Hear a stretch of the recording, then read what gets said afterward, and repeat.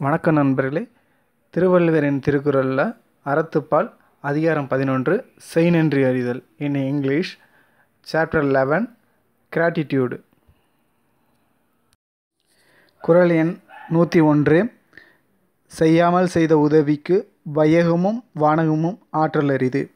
இந்த குறளின் விளக்கம்: ஒருவருக்கு ஒரு நன்மையும் நாம் செய்யாத போதும் அவர் நமக்கு உதவினால் அதற்கு கைமாறாக மண்ணுலகையும் விண்ணுலகையும் கொடுத்தாலும் சமம் ஆகாது. In English, a favour done not as written for another is more valuable than heaven and earth put together. குறள் எண் 102. காலத்தினார் செய்த நன்றி சிறிதனினும் இயாலத்தின் மானப்பெரிது. இந்த குறளின் விளக்கம்: நமக்கு நெருக்கடியான நேரத்தில் ஒருவர் செய்த உதவி அளவில் சிறியது என்றாலும் உதவிய நேரத்தை எண்ணாது இந்த பூமியை விட மிக பெரியது ஆகும். இன் English, a timely favor however trivial its material value is invaluable. குறள் எண் 103. பயன்தூக்கார் செய்த உதவி நயன்தூக்கின் நன்மை கடலின் பெரிது. இந்த குறளின் விளக்கம்: இவருக்கு உதவினால் பிறகு நமக்கு இது கிடைக்கும் என்று எண்ணாதவராய் ஒருவர் செய்த உதவியின் அன்பை ஆராய்ந்து பார்த்தால் அவ்வுதவியின் நன்மை கடலை விட மிக பெரியதாகும். In English, if we dwell into the real impact of a favor done without calculating the returns, it is vaster than the ocean. குறள் எண் 104. தினைத்துணை நன்றி செய்யினும் பனைத்துணையாக கொள்வார் பயன் தெரிவார். இந்த குறளின் விளக்கம்: தினை அளவாக மிக சிறிய உதவியே செய்ய பெற்றிருந்தாலும் உதவியின் பயனை நன்கு அறிந்தவர் அதை பனையளவு மிக பெரிய உதவியாய் கருதுவார். In English, those who know the value of a favor will not evaluate its worth even if a favor done is a minor one. குறள் எண் 105. உதவி வரைத்தன்று உதவி செய்யப்பட்டார் சால்பின் வரைத்து. இந்த குறளின் விளக்கம்: ஒருவர் நமக்கு செய்த உதவிக்கு திரும்ப நாம் செய்வது அவர் செய்த உதவியின் காரணம் பொருள் காலம் பார்த்தன்று. உதவியை பெற்ற நாம் பண்பாடு தகுதிய அதற்கு அளவாகும். In English, a favour returned is not to be based on quantum of a favour done but on the magnanimity of the person who did the favor.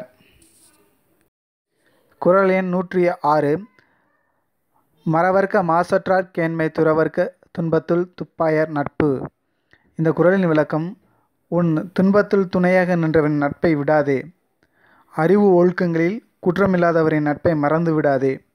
In English, never forget your ties with a flawless person. Never forget the friendship of those who stood by you during a distress.